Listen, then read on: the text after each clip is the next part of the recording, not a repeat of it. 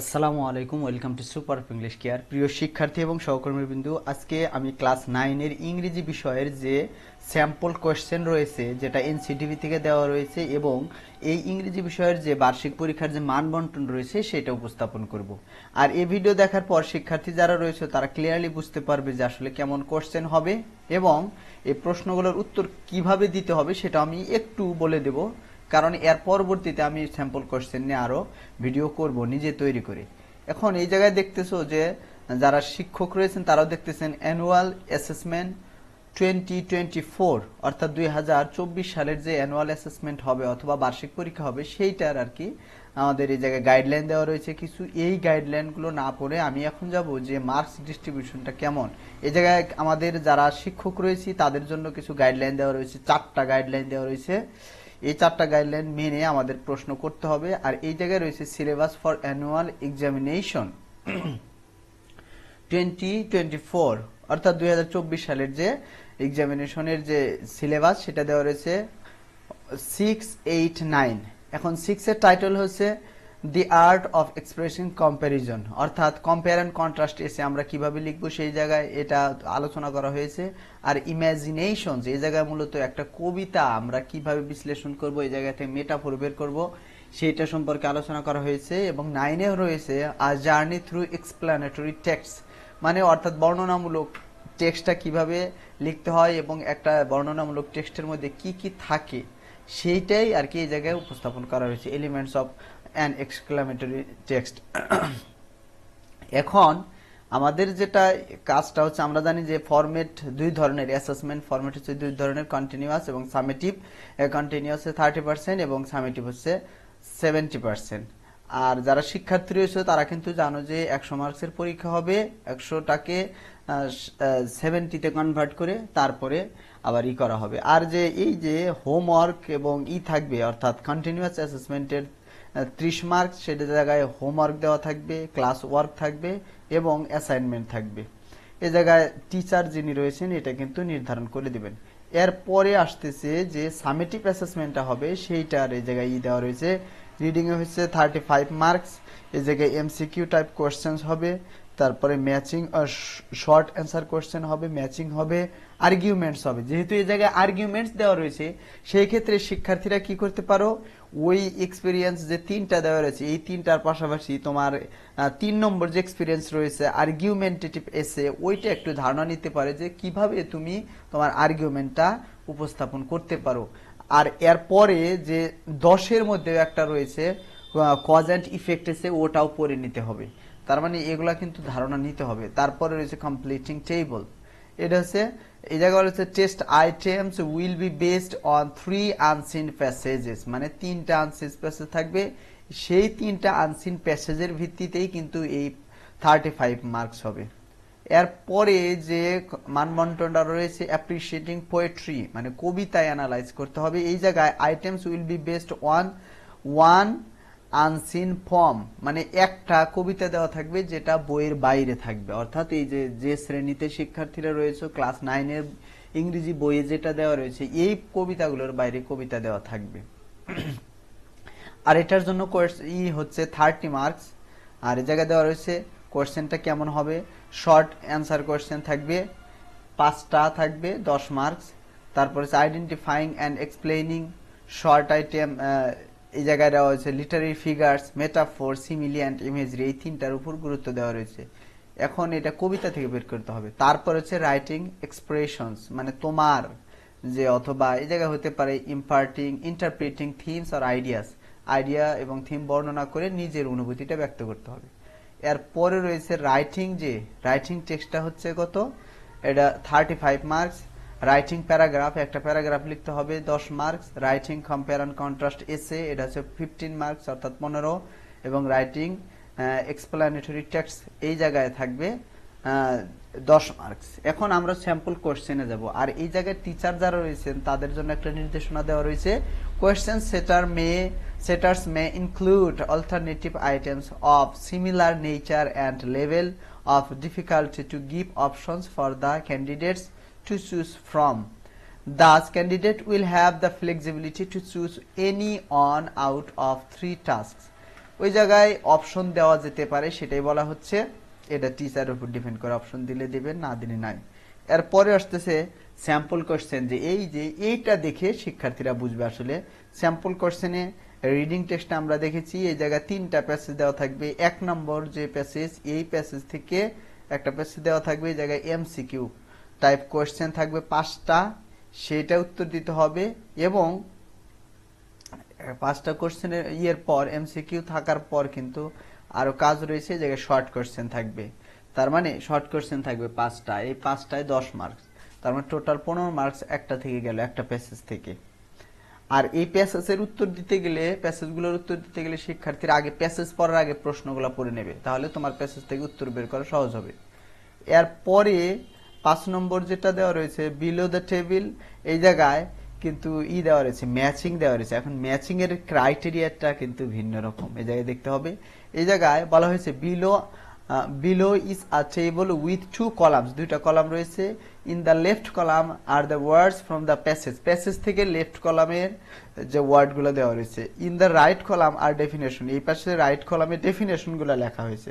তার মানে আমরা যে ওয়ান ওয়ার্ড সাবস্টিটিউশন পড়েছি মোটামুটি ওই রকম, যে এই পাশে প্যাসেজ থেকে শব্দটা দেওয়া হবে, কিন্তু এই শব্দটা যে অর্থ কি দ্বারা ডেফিনেশন, এটা এই পাশে দেওয়া হবে।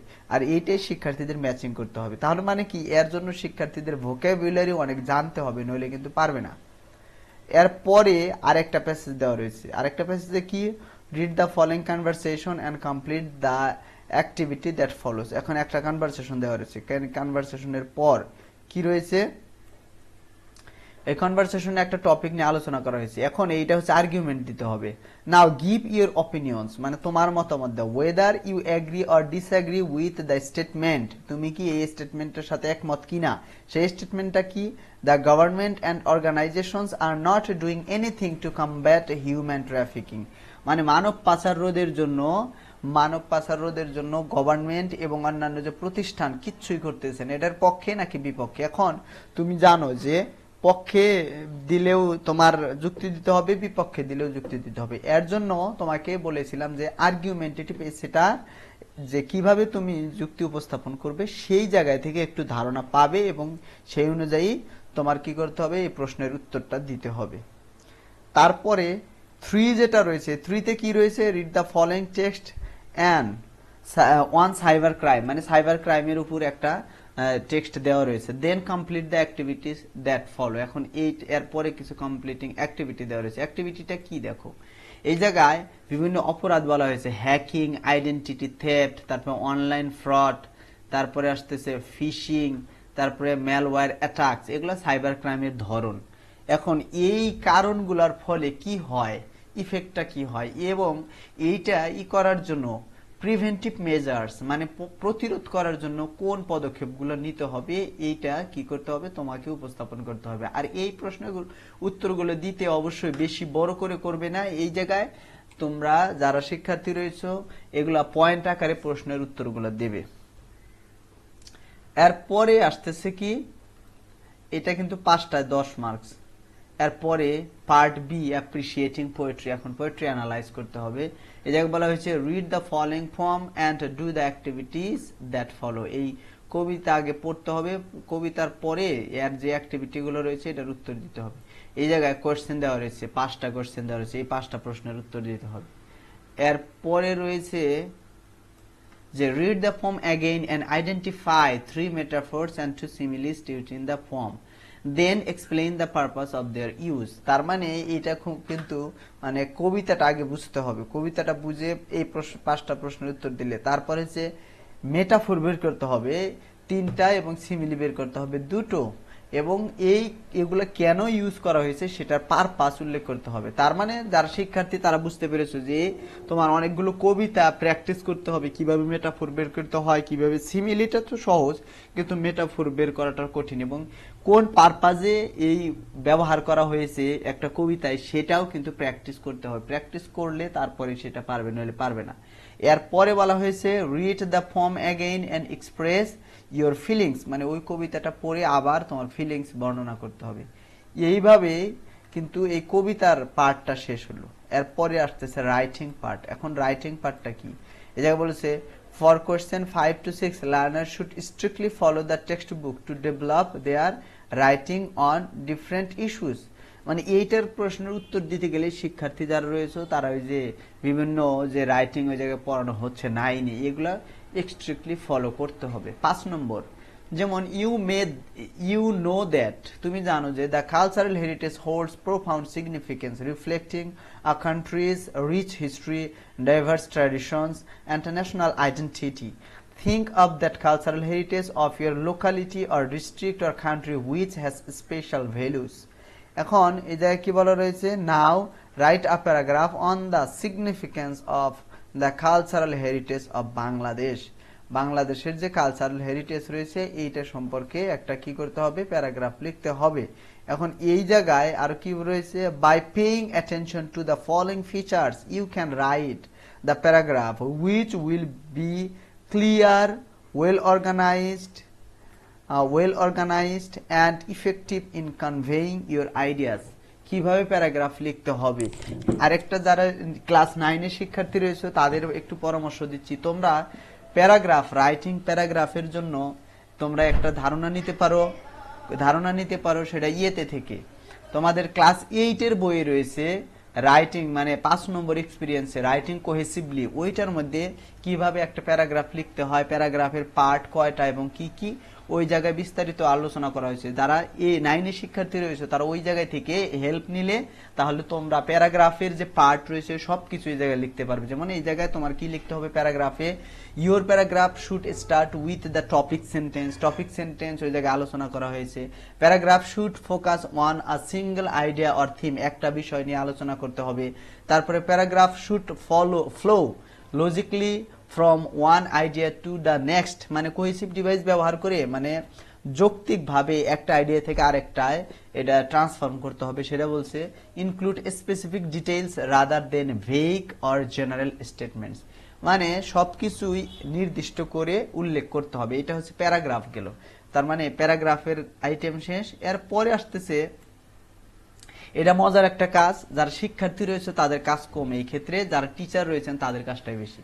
এই জায়গায় বলা হয়েছে the Venn diagram below shows some similarities and some dissimilarities and some common features between the garment sector and the IT sector of Bangladesh. Now write an essay describing the Venn diagram in not more than 250 words, মানে 250 ওয়ার্ডের উপরে নয়, এর মধ্যে লিখতে হবে। You should follow the instruction below, মানে একটা এসে লেখার যে ধরন রয়েছে সেগুলো কিন্তু আমরা শিখেছি কিভাবে। এই জায়গায় বলা হচ্ছে স্টার্ট, এই জায়গায় যেহেতু কম্পেয়ার অ্যান্ড কন্ট্রাস্ট এসে লিখতে হবে, ব্লক মেথড না হয় পয়েন্ট বাই পয়েন্ট স্ট্রাকচার যে কোনো একটা ফলো করে লিখতে হবে। এই জায়গায় বলা রয়েছে start with an engaging sentence to grab the readers attention, মানে হুক অথবা অ্যাটেনশন গ্র্যাবার দিয়ে একটা বাক্য দিয়েই সেটা শুরু করতে হবে। তারপরে বলছে ইউজ 3 বডি প্যারাগ্রাফস, তার মানে এটা পয়েন্ট বাই পয়েন্ট স্ট্রাকচারে লিখতে হবে।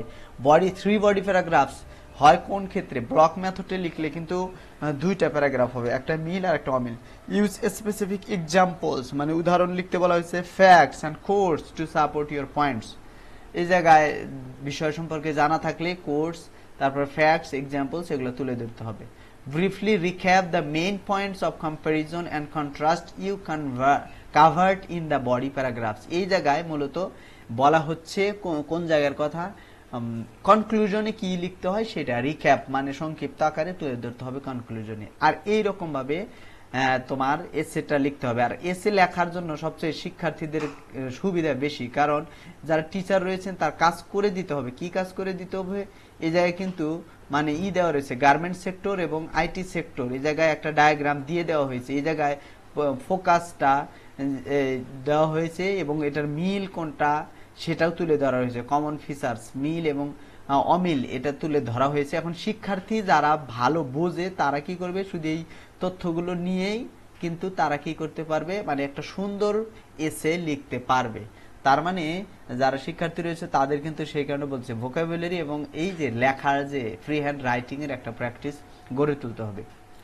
নাম্বার 7 যেটা রয়েছে, নাম্বার 7 এ রয়েছে কি এক্সপ্লেনেটরি টেক্সট দেওয়া রয়েছে। Read the text and identify the elements and relevant examples of an explanatory text. Then fill up following read one is done for you. এটা কিন্তু আমাদের ক্লাসের যে 9 এর বই রয়েছে, বইয়ের মধ্যে এরকম উদাহরণ দেওয়া রয়েছে। এই জায়গায় একটা প্যারাগ্রাফ দেওয়া রয়েছে, প্যারাগ্রাফ বলতে একটা এসে মানে টেক্সট দেওয়া রয়েছে, সেই টেক্সটটা হচ্ছে এক্সপ্লানেটরি। এখন এই জায়গায় এটা একদম ইজি, কারণ কি এই জায়গায় টেক্সট দেওয়া রয়েছে। এখন এলিমেন্টস গুলো 4টা এলিমেন্টস রয়েছে এক্সপ্লানেটরি টেক্সটের, বইয়ের মধ্যে দেওয়া রয়েছে, আরো বেশি করে পড়তে হবে। এই জায়গায় থেকে মূলত এই টেক্সট থেকে বের করতে হবে কোনটা এলিমেন্টস লিখতে হবে, আর এই জায়গায় উদাহরণ দিতে হবে। যারা ওইটা সম্পর্কে ধারণা রয়েছে এটা ইজিলি পারবে, আমার কাছে এটা আর কি ইজি মনে হয়েছে। এরপরে মূলত এই পর্যন্ত শেষ। আর এটা দেওয়া হয়েছে রুব্রিক্স ফর মেকিং আইটেমস, মানে 5 to 6 যে আইটেম রয়েছে এগুলা যেহেতু রাইটিং পার্ট, একজন টিচার কিভাবে এটা মূল্যায়ন করবে, যারা শিক্ষার্থী রয়েছে তারাও এটা কিন্তু বুঝে নিতে পারো। Title, topic, sentence and concluding sentence লেখার জন্য কত মার্কস, এই অনুযায়ী ডিস্ট্রিবিউশন দেওয়া রয়েছে। আর আমার এই ভিডিও দেখে আশা করি যারা শিক্ষার্থী রয়েছে ক্লিয়ার একটা ধারণা পেয়েছো। আর পরবর্তীতে আমি মানে ভিডিও তো এর আগে দেওয়া হয়েছে এবং এই পরীক্ষার জন্য স্পেশাল কিছু ভিডিও দেবো যেগুলো তোমাদের কাজে লাগবে। আজকের মতো এখানে শেষ করতেছি। আসসালামু আলাইকুম।